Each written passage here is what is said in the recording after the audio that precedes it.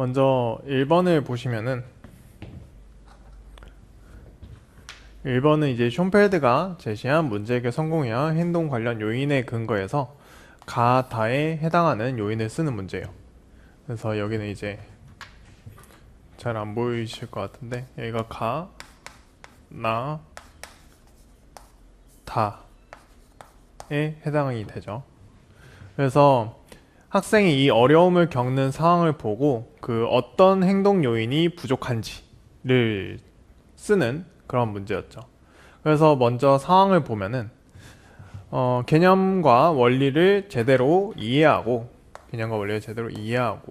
있는 것 같은데 막상 문제를 풀 때 아무 생각이 안 나고 어떤 내용을 적용해야 할지 모르겠다.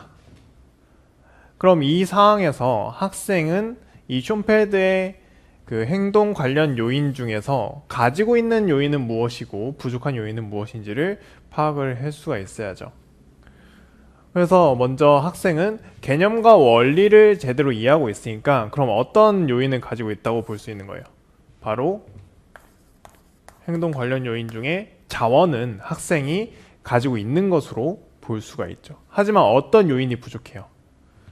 바로 어떤 내용을 적용해야 할지를 모르겠다. 그럼 이 적용과 관련된 부분은 어떤 요인이에요? 바로 자원과 발견술의 선택에 영향을 미쳤던 통제 요인이 부족하다는 것을 볼 수가 있는 거죠. 적용을 어떻게 해야 할지 모르겠다고 하는 거니까. 그래서 이 첫 번째 상황에서 부족한 행동 요인은 저희가 통제라고 볼 수가 있겠죠. 그 다음 두 번째 상황을 보죠. 두 번째 상황에서는 실생활 문제를 풀 때 전에 풀었던 비슷한 문제가 생각이 나지 않으면 어떻게 그 문제에 접근해야 할지 모르겠다라고 하고 있어요.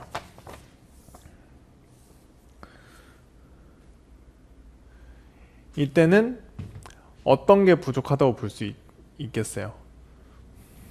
바로 어떻게 그 문제를 풀지 모르겠다. 즉 문제 해결 방법에서 이 학생은 비슷한 문제를 이용하는 문제 해결 전략, 즉 유추하기 전략만을 사용하고 있는데 이 유추하기 전략이 적용되지 않는 그러한 상황에서 문제가 발생하는 거니까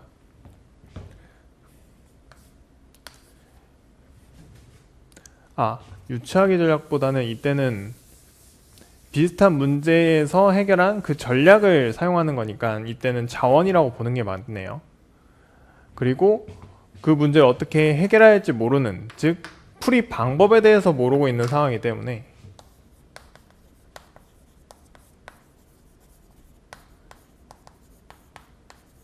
즉 풀이 전략을 모른다고 볼 수가 있겠죠. 그렇기 때문에 이 나에서 부족한 요인은 발견술이라고 볼 수가 있겠어요. 그 다음 세 번째 상황에서는 3분가량이 지나도 문제가 풀리지 않으면 그 문제를 포기하게 된다 라는 것은 수학에 대한 신념, 가치관과 관련이 있는 부분이죠. 그래서 이렇게 문제를 쉽게 포기하는 이런 것은 신념 체계의 부족이라고 볼 수가 있겠어요. 그래서 가 상황에서 부족한 건 통제 요인, 그 다음에 나 상황에서 부족한 건 발견술 요인, 그 다음에 마지막으로 다 상황에서 부족한 요인은 신념 체계라고 볼 수가 있겠습니다.